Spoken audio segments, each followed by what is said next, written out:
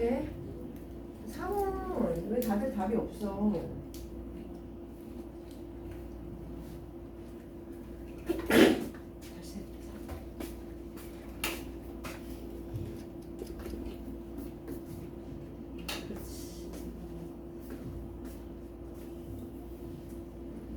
그렇지.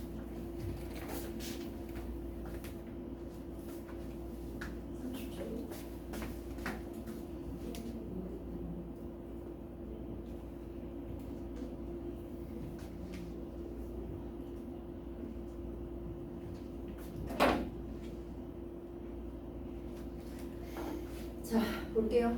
너무 괴로워하지 마시고 같이 봅시다. 일단 지문 읽었을 때는 별거 없죠. 별거 없는데 막상 4번 같은 거 마주치면 시간도 걸리고, 그치? 6월 모의고사 봐서 알겠지만 얘들아, 그닥 본문이 어렵지 않아도 문제가 충분히 어려울 수 있고 시간 끌 만한 문제들이 그렇게 한 문제씩 들어있어서 4번 같은 유형에 좀 익숙해지셔야 됩니다. 알겠죠? 기본 이해가 됐다라고 생각했을 때 4번이 그러니까 본문 읽을 때 어려움이 없었는데 4번에서 막힌다. 그러면 본문 읽을 때 한 2% 부족하게 읽은 거야. 그 부분이 어떤 건지 한번 봅시다. 우리는 산행 중에 만난 작은 들꽃을 눈여겨보며 아름답다라고 느낀다. 그렇대.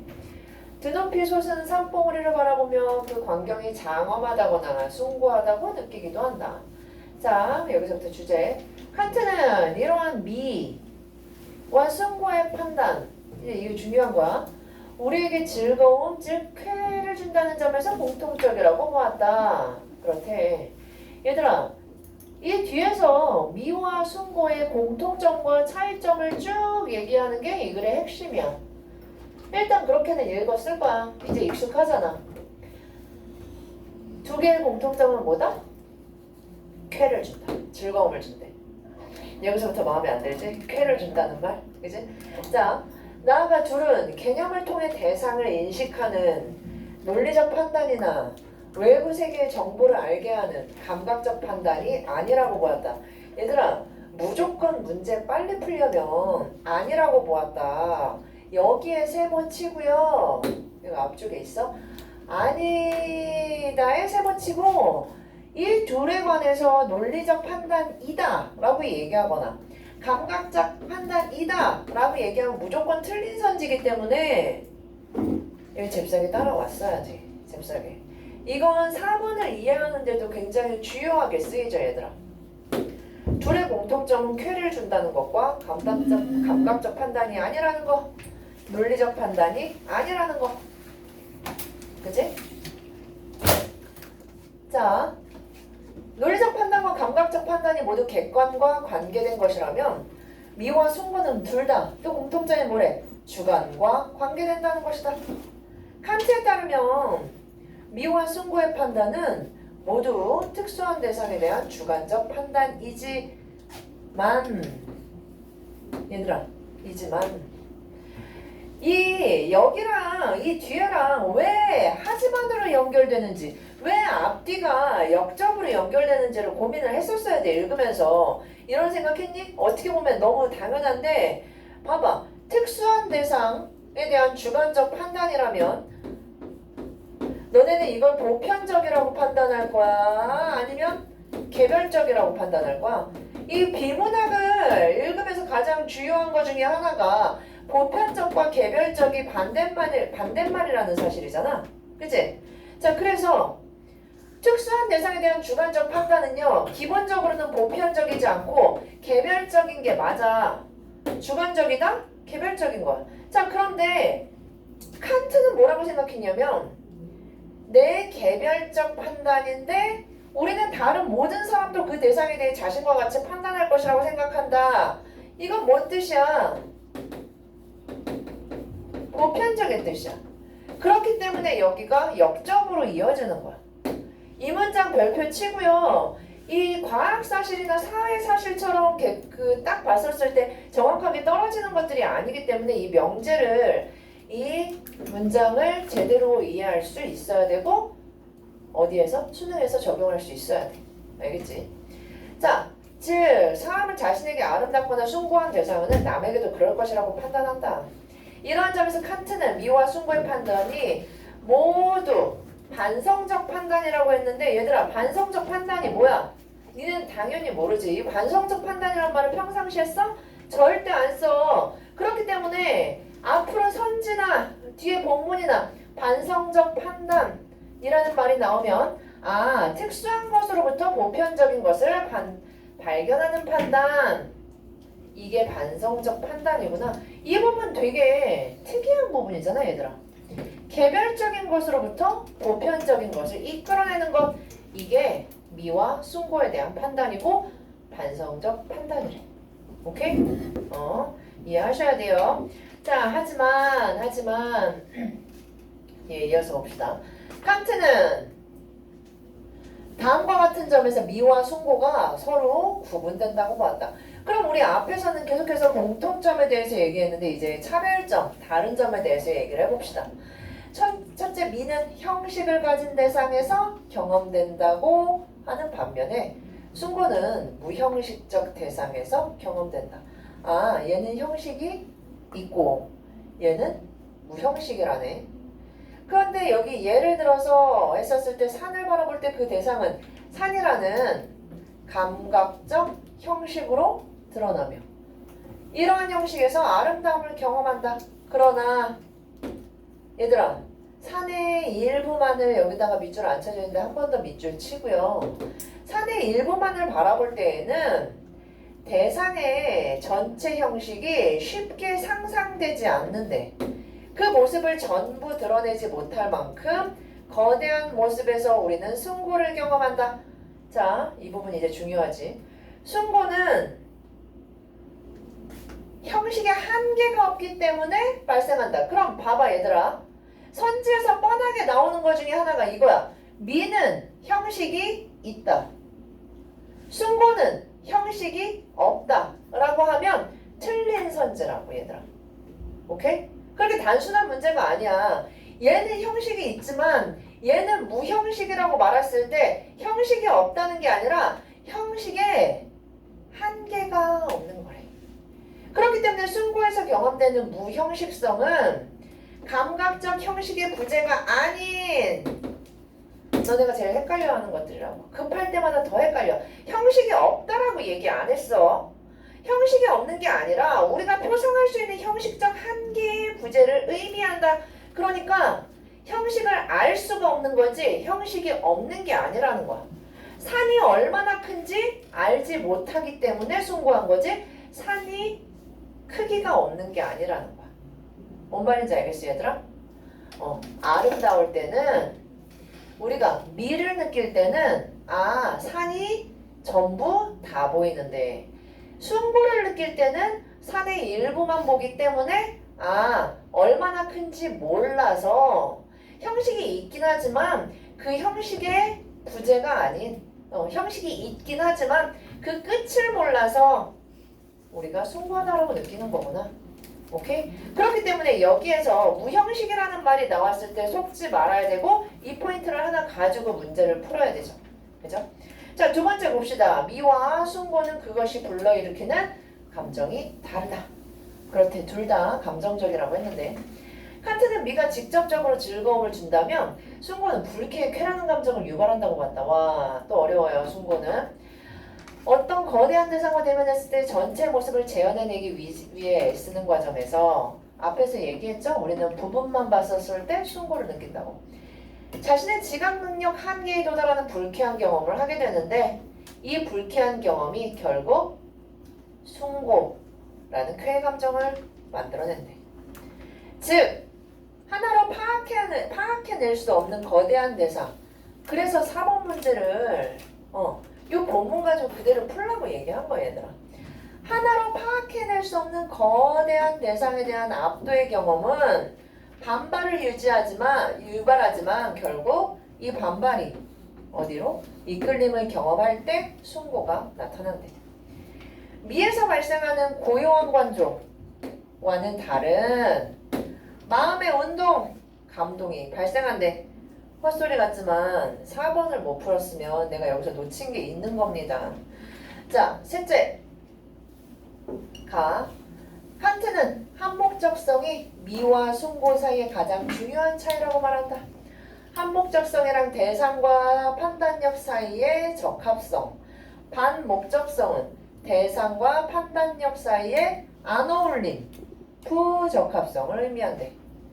자, 미로 인한 쾌의 감정은 그 대상이 형식적 한목적성을 느낄 때 느끼는 즐거움이래. 얘들아, 그럼 봐봐. 미는 전체를 다 볼 수 있었고, 그래서 형식을 충분히 우리가 파악할 수 있었고, 그때에 큰 걸 크다라고 느꼈으니까 한목적성이 있구나. 그래서 이게 아름답고 아름다운 게 즐겁게 느껴지는 거죠. 자, 그런데 이 뒤에 이 부분은 수능에도 나왔던 부분이고 칸트 하면 늘 나오는 부분이기 때문에 기억해 둡시다. 그런데 순고의 대상은 아까도 얘기했지만 형식의 한계를 우리가 알 수가 없어. 형식을 파악 못해서 무형식이라고 했는데 그렇기 때문에 하나의 표상으로 파악하기 쉽지 않아. 하나의 표상으로 파악할 수가 없어. 그래서 이 부적합하다라는 건 우리의 판단력이 부적합하다는 거야. 부적합한 대상을 알아야 돼, 얘들아. 우리가 알지 못하기 때문에 우리의 판단은 늘 틀릴 수 있다. 그렇기 때문에 형식적인 반목적성. 그러니까 우리가 생각하는 것과 대상이 정확하게 일치할 수 없기 때문에 부적합하다라고 얘기를 하는 거야. 자, 계속 똑같은 얘기하고 있어. 순고는 우리가 알지 못하는 어떤 것 때문에 일어나는 거야. 형식적 반목적성을 갖기 때문에 오히려 이성적 한목적성을 갖게 된다라고 했으면 비문학에선 형식적 반목적성과 이성적 한목적성을 어떻게 봐야 돼, 얘들아? 하나로 봐줘야 되죠. 둘 다 뭘 일으킨다? 순고를 일으키지. 이성적으로는 잘 어울리지만 감각적으로는 파악할 수가 없다라는 얘기야. 자, 그래서 거대한 대상을 하나의 감각적 표상으로 재현하는 게 실패하지만 이런 불가능한 재현을 추동하고 있는 것이 바로 이성의 힘이다. 칸트가 제일 좋아하는 게 뭐니, 얘들아? 상식적. 칸트가 제일 좋아하는 거 바로 이성이죠. 그렇기 때문에 숭고한 대상에서 무형식성이 표상되는 까닭은 뭐래, 얘들아? 전체에 대한 재현을 요구하는 이성의 총체성의 요구. 얘들아, 다 안 보여서 숭고해. 다 안 보여서 반목적성을 가져. 그치? 하지만 이성적으로는 우리가 그걸 알고 싶어 하기 때문에 이성이라는 애는 제 끝은 어디일까? 이렇게 총체성을 요구하기 때문에 이성적으로 한목적성을 갖게 된다는 얘기야. 감각이라는 달리 우리가 감각으로는 알 수 없지만 이성으로는 그걸 추구한다는 얘기야. 자, 따라서 우리가 숭고를 판단할 때 대상 자체가 아니라라고 얘기했어, 얘들아. 대상 자체를 숭고하다라고 판단하는 게 아니라 대상에 의해 유발된 우리 자신의 숭고함을 판단하는 것. 그렇대. 저건 뭔지 알 수 없다. 알 수 없다라고 생각하는 그 감각을 우리가 숭고하다라고 판단하는 거래. 숭고의 체험을 통한 감동, 존경, 장엄함 이런 것들은 우리 안에 있는 뭐에 대한 감각이다? 이성에 대해 느끼는 감정이다. 이게 숭고래, 얘들아. 자, 그렇기 때문에 근거를 어디에서 찾아? 미는 대상 자체에서 근거를 찾을 수 있지만 숭고는 근거가 어디에 있대? 대상의 표상 속에서 숭고를 느끼게 된대. 어렵죠. 추상적이기 때문에 어려워. 자, 마지막 봅시다. 마지막. 그래서 결국에 이걸 어떻게 정리해줘야 된대, 얘들아. 그렇기 때문에 숭고는 자연의 개념을 확장시키지 않는다. 항상 아닌 거에 주목해야 돼, 얘들아. 아닌 걸 뭐하러 말해. 중요하니까 말하는 거야. 아닌 건 말할 필요가 없어. 자연의 미는 한목적적으로 자연을 이해할 수 있지만 그래서 자연에 관한 탐구로 우리를 이끌지만 숭고는 어떻대? 걔 대상을 탐구하는 게 아니라 자연과 우리의 연결을 드러낸대.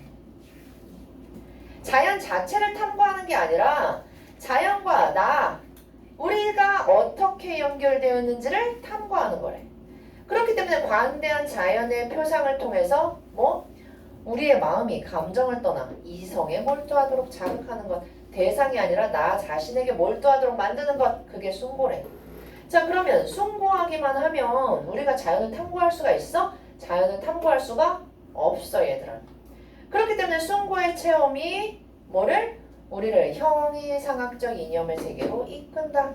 자, 그럼 4번부터 바로 볼게, 얘들아. 4번. 다른 거는 문제가 쉬웠는데 4번 제대로 풀었는지 봅시다. 4번 몇 번이야, 얘들아? 몇 번 했어? 그래도 3분의 1은 맞춰놓은 것 같은데요.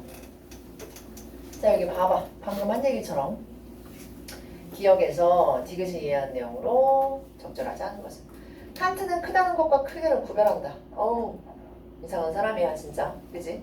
크다는 것과 크기를 구별한다. 크기는 객관적으로 규정되지만 크다는 것은 그렇지 않대. 자, 그러면 크기는요, 뭐가 있어? 형식이 있는 거야. 맞지?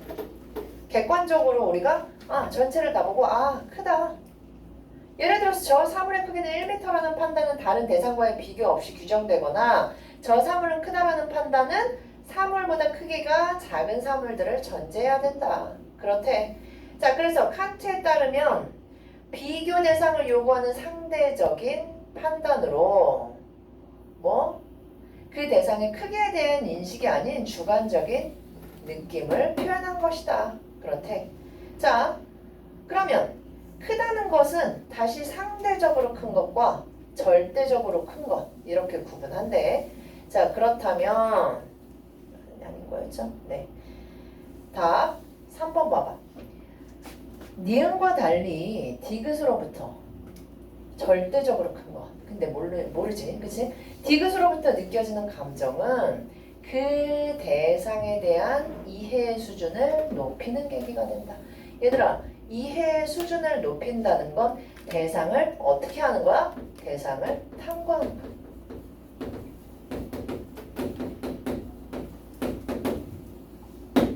대상의 탐구. 자, 그러면 우리 기억은 객관적인 거였고 니은과 디귿은 그렇지 않았는데, 그러면 하나는 미고 하나는 숭고로 바꿔야지만 이 문제를 풀 수가 있단 말이야. 그럼 니은은 미의 개념으로, 디귿은 숭고의 개념으로 봐준다면 숭고는요, 대상을 탐구할 수가 있나? 대상에 대해서 깊게 알 수가 있나? 절대 모르지. 그치? 얘들아, 이걸 그냥 내용상으로만 이해해서 풀려 그러면 못 풀어요. 항상 내가 얘기했지. 보기를 본문의 언어로 바꿔놔야지만 이것들이 본문의 키워드 뭘로 바꿀 수 있지? 이 과정이 있어야지만 문제를 빨리 푼다고. 이걸 기계적으로 하려고 하지 않고 어떻게 한다? 여기에 빠져서 이걸 이해하려고 들면 문제 풀기가 매우 힘들어. 알겠지? 그치? 자, 그래서 4번에 3번이었죠. 자, 1번부터 그럼 다시 봅시다. 1번에 가장 적절한 것은 1번을 한 줄로 줄인다면, 한 문장으로 줄인다면 답 5번이죠. 그래서 내가 본문을 항상 이렇게 바꾸는 연습을 하라고 했잖아. 칸트의 견해에 따라 대상에 대한 미와 숭고를 비교하고 두 개의 판단의 철학적 의미를 설명하고 있다. 1번에 5번. 2번은요. 답 4번이죠. 자, 봐봐 얘들아. 2번에 4번 선지 별표 치고요. 얘가 빨리 찾아졌는지 늦게 찾아졌는지 혹은 내가 틀렸는지 한번 확인해. 항상 뭐라고 한다고? 숭고는 감각적 형식이 부재하는 대상이라고 했는데 여러 번 반복해서 얘기했죠, 얘들아. 이런 건 이제 속지 마. 우리 이런 건 진짜 지난 겨울 혹은 작년에나 틀리는 거지 이제. 우리 아마추어 아니잖아, 그지?